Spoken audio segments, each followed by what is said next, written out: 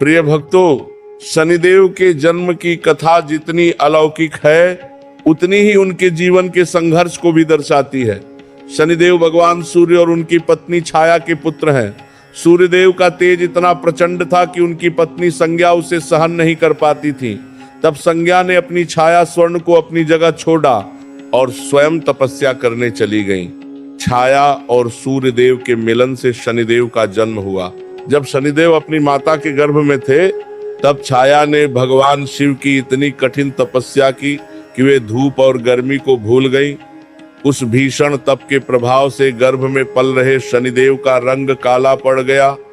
जब शनिदेव का जन्म हुआ और सूर्यदेव ने उन्हें देखा तो वे क्रोधित हो उठे। उन्होंने अपने पुत्र के काले रंग को देखकर संदेह किया और कहा कि यह मेरा पुत्र नहीं हो सकता। अपनी माता का अपमान होते देख बालक शनि ने अपने पिता सूर्य की ओर क्रोध भरी दृष्टि से देखा। भक्तों, वह दृष्टि इतनी शक्तिशाली थी कि साक्षात सूर्यदेव का शरीर काला पेट गया और वे कोढ़ से ग्रस्त हो गए। उनके रथ के घोड़े थम गए। सूर्यदेव घबराकर भगवान शिव की शरण में पहुंचे। तब महादेव ने उन्हें सत्य का ज्ञान कराया और बताया कि शनिदेव का यह रंग उनकी माता की तपस्या का तेज है और वे परम शक्तिशाली हैं। तब सूर्यदेव ने अपनी भूल स्वीकार की, किंतु पिता और पुत्र के बीच वह दूरी सदैव के लिए बन गई। इसीलिए ज्योतिष शास्त्र में सूर्य और शनि को एक दूसरे का शत्रु माना जाता है। शनिदेव को महादेव ने न्यायाधीश का पद दिया। शिवजी ने कहा कि तुम इस सृष्टि के हर प्राणी, चाहे वह देवता हो, मनुष्य हो या दानव, उसके कर्मों के अनुसार उसे दंड दोगे। शनिदेव क्रूर नहीं है, वे केवल निष्पक्ष हैं। किंतु भक्तों, क्या आप जानते हैं कि जब पहली बार शनिदेव की दृष्टि स्वयं उनके गुरु और आराध्य भगवान शिव पर पड़ने वाली थी तो महादेव को भी उनसे बचने के लिए कहां छिपना पड़ा था? और क्या हुआ जब शनिदेव ने साक्षात रावण के अहंकार को चकनाचूर कर दिया था? प्रिय भक्तों, शनिदेव के न्याय से जब त्रिलोक के स्वामी भी अछूते नहीं रहे तो रावण जैसा अहंकारी कैसे बच सकता था? आइए जानते हैं द्वितीय भाग में शनिदेव की अमोघ दृष्टि और रावण के अहंकार के अंत की कथा। पौराणिक कथाओं के अनुसार एक बार शनिदेव अपने आराध्य भगवान शिव के पास पहुंचे और अत्यंत विनम्रता से बोले, हे महादेव, कल से आप पर मेरी ससे साती का प्रभाव शुरू होने वाला है, इसलिए मुझे आप पर अपनी दृष्टि डालनी होगी। महादेव ने मुस्कुराते हुए शनिदेव की परीक्षा लेनी चाहिए और बोले, ठीक है शनिदेव, पर देखते हैं कि आप मुझे कहाँ खोज पाते हैं। अगले दिन शनिदेव की दृष्टि से बचने के लिए महादेव मृत्युलोक आए और एक हाथी का रूप धारण कर लिया। वे पूरे दिन जंगल में छिपे रहे ताकि शनिदेव उन्हें देख न सकें। शाम होने पर जब प्रभाव समाप्त हुआ तो महादेव पुनः अपने दिव्य रूप में आए और हंसते हुए बोले, देखा शनिदेव, मैं पूरे दिन आपके प्रभाव से मुक्त रहा। तब शनिदेव ने हाथ जोड़कर कर कहा, क्षमा करें प्रभु, किंतु मेरी ही दृष्टि का प्रभाव था कि ब्रह्मांड के स्वामी को पूरे दिन एक पशु बनकर जंगल में भटकना पड़ा। महादेव शनिदेव के इस निष्पक्ष न्याय को देखकर अत्यंत प्रसन्न हुए। रावण और शनिदेव की कथा। दूसरी ओर अहंकारी रावण ने अपनी शक्ति के बल पर सभी नवग्रहों को बंदी बना लिया था। जब उसके पुत्र मेघनाद का जन्म होने वाला था तो रावण ने सभी ग्रहों को उनकी सबसे शुभ स्थिति में रहने का आदेश दिया ताकि उसका पुत्र अमर हो जाए। सभी ग्रह भयभीत थे, किंतु शनिदेव जानते थे कि विधान को बदला नहीं जा सकता। जैसे ही मेघनाद का जन्म हुआ, शनिदेव ने अपनी स्थिति को थोड़ा बदल दिया। क्रोधित होकर रावण ने शनिदेव के पैर पर प्रहार किया, जिससे वे लंगड़े हो गए।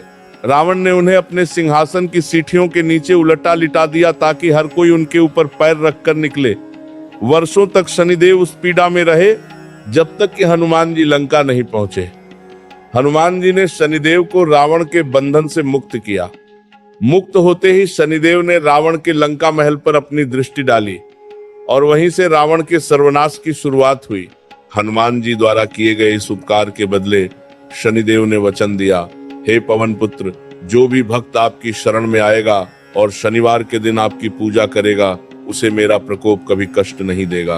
किंतु भक्तों, क्या आप जानते हैं कि शनिदेव का वह कौन सा परम धाम है जहां आज भी घरों में ताले नहीं लगाए जाते और क्या है उस तेल का रहस्य जिसे शनिदेव पर चढ़ाने से वे शांत हो जाते हैं। प्रिय भक्तों, अब हम चलते हैं महाराष्ट्र के उस विस्मयकारी गांव की ओर जिसकी चर्चा पूरे विश्व में होती है, शनि शिंगणापुर। यह वह स्थान है जहां आज भी कलयुग के न्यायाधीश का साक्षात पहरा है। शिंगणापुर गांव की महिमा निराली है।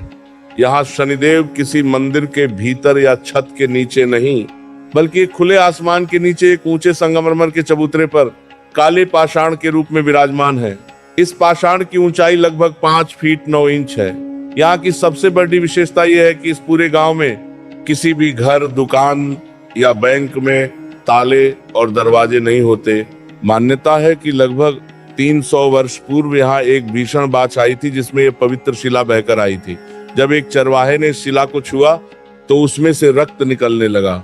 उसी रात शनिदेव ने गांव के मुखिया को स्वप्न में दर्शन दिए और कहा, मैं यही निवास करना चाहता हूँ, किंतु मेरी मूर्ति पर कोई छत मत बनाना। मेरा रक्षक तो साक्षात आकाश है। शनिदेव ने वचन दिया कि जो भी इस गांव में चोरी करेगा उसे वे स्वयं दंड देंगे। आज भी यहाँ लोग बिना दरवाजों के रहते हैं और शनिदेव की शक्ति का इतना खौफ है कि कोई परिंदा भी यहाँ गलत काम करने की हिम्मत नहीं करता। शनिदेव पर तेल क्यों चढ़ाया जाता है? भक्तों, आपके मन में अक्सर यह प्रश्न उठता होगा कि शनिदेव को सरसों का तेल ही क्यों प्रिय है। इसके पीछे रामायण काल की एक सुंदर कथा है। जब हनुमान जी ने लंका में शनिदेव को रावण के बंधन से मुक्त किया तो शनिदेव का शरीर रावण के प्रहारों से लहूलुहान था और उन्हें बहुत पीड़ा हो रही थी। हनुमान जी ने अत्यंत करुणा भाव से शनिदेव के घावों पर सरसों का तेल लगाया। तेल के स्पर्श से शनिदेव की पीड़ा शांत हो गई और वे बहुत प्रसन्न हुए। तब उन्होंने वरदान दिया, जो भी भक्त शनिवार के दिन मुझे श्रद्धा पूर्वक तेल अर्पित करेगा उसे सारे साथी और ढैया के कष्टों से मुक्ति मिलेगी और उसकी पीड़ा मैं स्वयं हर लूंगा। यही कारण है कि शनिवार को शनिदेव का तैलाभिषेक किया जाता है। तेल चढ़ाना केवल एक कर्मकांड नहीं है, बल्कि यह हमारे अहंकार और कठोरता को नरम करने का प्रतीक है। किंतु भक्तों, क्या आप जानते हैं कि शनिदेव केवल दंड ही नहीं देते, बल्कि वे जब प्रसन्न होते हैं तो रंग को भी राजा बना देते हैं। आखिर राजा विक्रमादित्य को शनिदेव की सायसाती के दौरान कौन सी कठिन परीक्षाओं से गुजरना पड़ा था और अंत में उन्हें क्या वरदान मिला? प्रिय भक्तों, शनिदेव की महिमा का यह प्रसंग सबसे अधिक शिक्षाप्रद है, क्योंकि यह बताता है कि समय और कर्म से बड़ा इस संसार में कोई नहीं है। यह गाथा है न्यायप्रिय राजा विक्रमादित्य की। एक बार राजा विक्रमादित्य की सभा में चर्चा छिड़ी कि नवग्रहों में सबसे श्रेष्ठ कौन है। विक्रमादित्य ने सभी ग्रहों का सत्कार किया, किंतु शनिदेव को सबसे अंत में स्थान मिला। शनिदेव को लगा कि उनका अपमान है। वे प्रकट हुए और बोले, राजन, सूर्य एक राशि पर 1 महीने, मंगल 1.5 महीने, किंतु मैं एक राशि पर सारे 7 वर्ष तक रहता हूँ। बड़े बड़े देवताओं को मैंने नहीं छोड़ा, अब तुम्हारी बारी है। जैसे ही विक्रमादित्य पर सायसाती शुरू हुई, उनके जीवन में दुखों का पहाड़ टूट पड़ा। एक सौदागर बनकर शनिदेव ने उन्हें ऐसा छला कि राजा पर चोरी का झूठा आरोप लग गया। दंड स्वरूप राजा विक्रमादित्य के हाथ और पैर काट दिए गए। वे सड़कों पर तड़पने लगे, जहां एक तेली ने उन्हें सहारा दिया। जो राजा कभी स्वर्ण सिंहासन पर बैठता था, वह अब तेली के कोल्हू पर बैठकर बैल हाँकने लगा। वर्षों तक राजा ने अपार कष्ट सहा, किंतु अपने धर्म और धैर्य को नहीं छोड़ा। एक रात राजा ने दीपक जलाकर मधुर स्वर में संगीत गाना शुरू किया। उनकी रागिनी इतनी प्रभावशाली थी कि नगर की राजकुमारी मोहित हो गई। अंततः राजा के धैर्य को देखकर शनिदेव साक्षात प्रकट हुए और बोले, विक्रम, तुमने मुझे पहचान लिया। मैंने तुम्हारे हाथ पैर इसलिए काटे ताकि तुम्हारा अहंकार मिट सके। तुम्हारी परीक्षा पूर्ण हुई। शनिदेव ने राजा के हाथ पैर पहले जैसे कर दिए और उन्हें पुनः वैभव प्रदान किया। राजा ने हाथ जो ढककर प्रार्थना की, हे प्रभु, जैसा कष्ट आपने मुझे दिया वैसा किसी को न देना। शनिदेव मुस्कुराए और बोले, राजन, जो तुम्हारी इस कथा को सुनेगा या शनिवार को मेरा व्रत रखेगा, उसे साथी में कष्ट नहीं बल्कि मेरी कृपा प्राप्त होगी। शनिदेव का गुप्त मंत्र और उपाय। शनिदेव को प्रसन्न करने का सबसे सरल मार्ग है कर्म। वे उन लोगों पर कभी कुपित नहीं होते जो असहायों की मदद करते हैं, सफाई कर्मचारियों का सम्मान करते हैं और पशु पक्षियों विशेषकर काले कुत्ते और हर कोई को भोजन देते हैं। प्रिय भक्तों, शनिवार की शाम जब ढलती है और अंधेरा बढ़ने लगता है, तब पीपल के वृक्ष के नीचे जलता हुआ एक छोटा सा दीपक केवल प्रकाश नहीं बल्कि शनिदेव की अमोघ कृपा का मार्ग प्रशस्त करता है। आइए जानते हैं पंचम भाग में पीपल और शमी वृक्ष के उन गुप्त रहस्यों को जो आपके जीवन के कष्टों को सोख लेते हैं। पौराणिक कथाओं के अनुसार शनिदेव का पीपल के वृक्ष से गहरा संबंध है। कहा जाता है कि ऋषि पिप्पलाद के माता पिता की मृत्यु शनि की दशा के कारण हुई थी। जब पिप्पलाद को यह पता चला तो उन्होंने अपनी तपस्या के बल पर ब्रह्मास्त्र से शनिदेव पर प्रहार कर दिया। शनिदेव पीपल के वृक्ष के पीछे छिप गए, किंतु प्रहार से उनके पैर में चोट लगी। तब ब्रह्मा जी ने मध्यस्थता की और शनिदेव ने पिप्पलाद को वचन दिया, जो भी शनिवार के दिन पीपल के वृक्ष की पूजा करेगा और उसके नीचे दीपक जलाएगा, उसे मेरी पीड़ा का सामना नहीं करना पड़ेगा। एक अन्य मान्यता के अनुसार शनिवार को पीपल के वृक्ष में साक्षात भगवान विष्णु और माता लक्ष्मी का वास होता है। जब आप पीपल के नीचे सरसों के तेल का दीपक जलाते हैं तो शनिदेव शांत होते हैं, क्योंकि वे अपने आराध्य कृष्ण विष्णु के भक्तों को कभी कष्ट नहीं देते। शमी वृक्ष और शनिदेव। शास्त्रों में शमी खेज डी के वृक्ष को शनिदेव का साक्षात स्वरूप माना गया है। शमी शब्द का अर्थ ही है शमन करने वाला, यानी पापों को शांत करने वाला। रामायण काल में प्रभु श्री राम ने लंका पर विजय पाने के लिए शमी वृक्ष की पूजा की थी। महाभारत काल में पांडवों ने अपने दिव्य अस्त्र इसी वृक्ष की खोह में छिपाए थे। शनिदेव को शमी के पत्र पत्ते चढ़ाना उतना ही फलदायी है जितना कि महादेव को बेलपत्र चढ़ाना। यदि आपके घर में वास्तु दोष है या काम में बार बार बाधा आ रही है, तो घर के मुख्य द्वार के बाहर निकलते समय बाईं ओर शमी का पौधा लगाना और शनिवार को वहां दीपक जलाना अत्यंत शुभ माना जाता है। शनिदेव की महिमा का सार। भक्तों, शनिदेव क्रूर नहीं बल्कि परम मित्र है। वे एक कड़वी दवा की तरह हैं जो हमारे अहंकार की बीमारी को ठीक करते हैं। जो व्यक्ति न्यायपूर्ण है, जो निर्दोषों को नहीं सताता और जो शनिवार के दिन काले कुत्ते या कोए को रोटी खिलाता है, शनिदेव उसके लिए सिंहासन बिछा देते हैं। प्रिय भक्तों, शनिदेव की महिमा के पश्चात अब हम उस शक्ति की ओर बढ़ते हैं जिन्होंने स्वयं शनिदेव को अपने वश में कर लिया था। शनिवार के दिन शनिदेव की पूजा तब तक पूर्ण नहीं मानी जाती जब तक बजरंगबली का नाम न लिया जाए। आइए आज इस छठे भाग में जानते हैं शनि और हनुमान का अद्भुत युद्ध और अटूट मित्रता। ये गाथा उस समय की है जब हनुमान जी लंका में माता सीता की खोज कर रहे थे।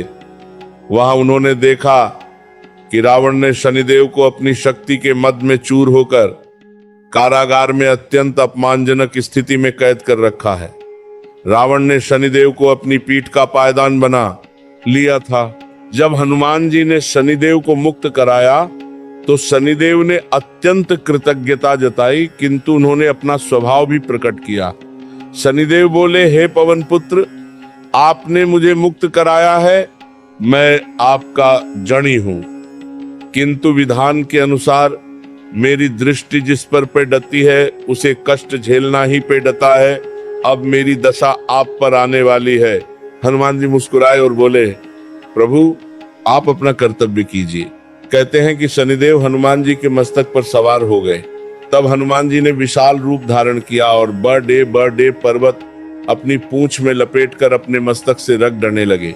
हनुमान जी निरंतर छलांगे मार रहे थे और आप पत्थरों से टकरा रहे थे। शनिदेव का शरीर पत्थरों और हनुमान जी की प्रचंड शक्ति के बीच दबने लगा। पीड़ा से व्याकुल होकर शनिदेव चिल्लाने लगे, हे अंजनी पुत्र, मुझे मुक्त कीजिए, मैं आपके तेज को सहन नहीं कर पा रहा हूं। हनुमान जी ने जब शनिदेव को मुक्त किया तब शनिदेव ने प्रतिज्ञा की, जो भी भक्त आपकी शरण में होगा मेरी साय साथी उसे कभी भी विचलित नहीं करेगी। आपकी भक्ति ही मेरा सुरक्षा कवच होगी। शनिवार के अचूक उपाय दे आप शनि की। सासे साती या ढैया से परेशान है तो शनिवार के दिन ये कार्य अवश्य करें। हनुमान चालीसा का पाठ, हनुमान जी की पूजा से शनिदेव का प्रकोप तुरंत शांत होता है। छाया दान, एक कांसे की कटोरी में सरसों का तेल भरें, उसमें अपना चेहरा देखें और फिर उसे दान कर दें।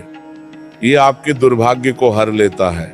काले कुत्ते की सेवा, शनिदेव काले कुत्ते के रूप में हमारे कर्मों की परीक्षा लेते हैं। उन्हें तेल चुप डी रोटी खिलाना साक्षात शनिदेव को प्रसन्न करना है। प्रिय भक्तों, हनुमान जी और शनिदेव की उस अटूट मित्रता के बाद आज हम 7वें भाग में एक ऐसे रहस्य की चर्चा करेंगे जो कलयुग के हर मनुष्य के लिए जानना अत्यंत आवश्यक है। यह गाथा है शनिदेव के वो 10 नाम और शमी वृक्ष का वह चमत्कार जिसने पांडवों को अजय बना दिया। शास्त्रों में वर्णित है कि जब शनिदेव प्रसन्न होते हैं तो वे व्यक्ति को रंक से राजा बना देते हैं। यदि कोई भक्त शनिवार की संध्या को पीपल या शमी के वृक्ष के पास बैठकर शनिदेव के इन 10 पवित्र नामों का उच्चारण करता है तो उसके जीवन के बीडी से बीडी अवरुद्ध कार्य सिद्ध होने लगते हैं। 1 कोणस्थ, 2 पिंगल, 3 बभ्रु, 4 कृष्ण, 5 रौद्रांतक, 6 यम, 7 सौरी, 8 शनैश्चर, 9 मंद, 10 पिपलाद। शमी वृक्ष की गुप्त महिमा। भक्तों, क्या आप जानते हैं कि शमी का वृक्ष केवल एक पौधा नहीं बल्कि शनिदेव का साक्षात वास है।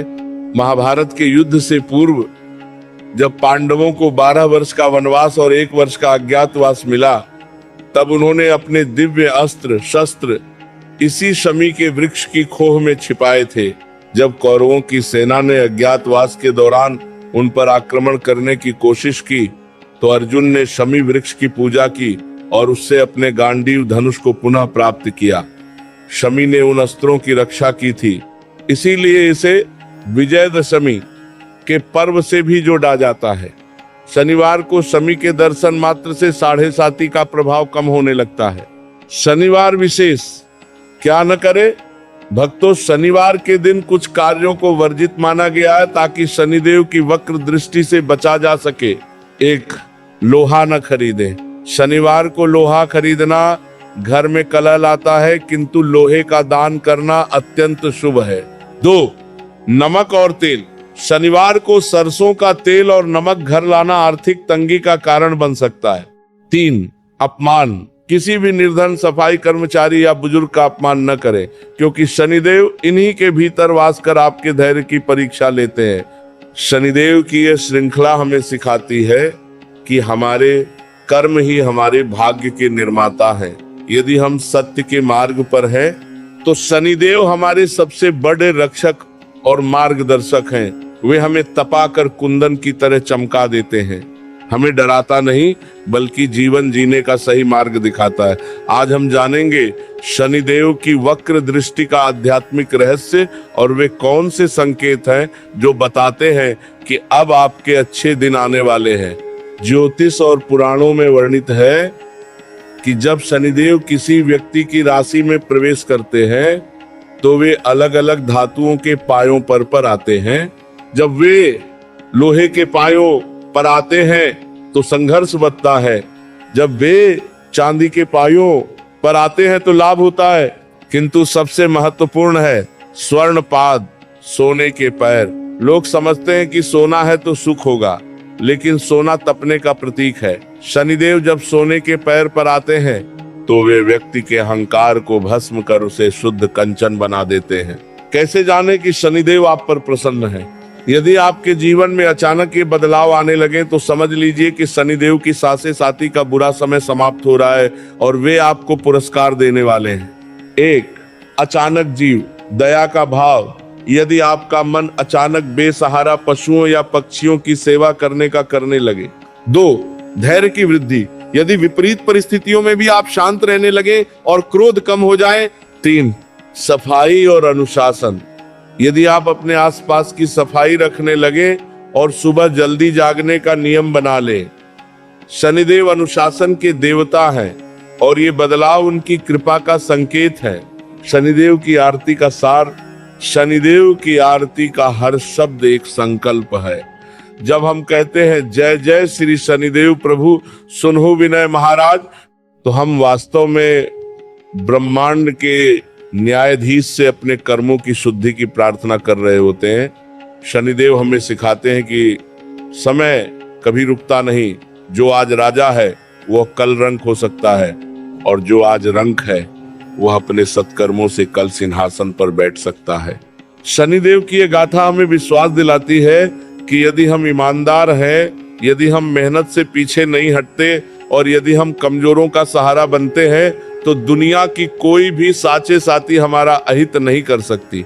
शनिदेव तो हमारे भीतर माँ काली की प्रचंड शक्ति से लेकर शनिदेव के न्याय तक की यह यात्रा अत्यंत पावन रही। शनिदेव आप सभी के दुखों का शमन करें, आपके घर में सुख समृद्धि का वास हो और आपके शत्रुओं का नाश हो।